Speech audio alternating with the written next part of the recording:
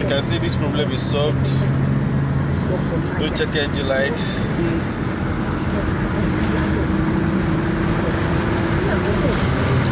This is second time testing on the high road.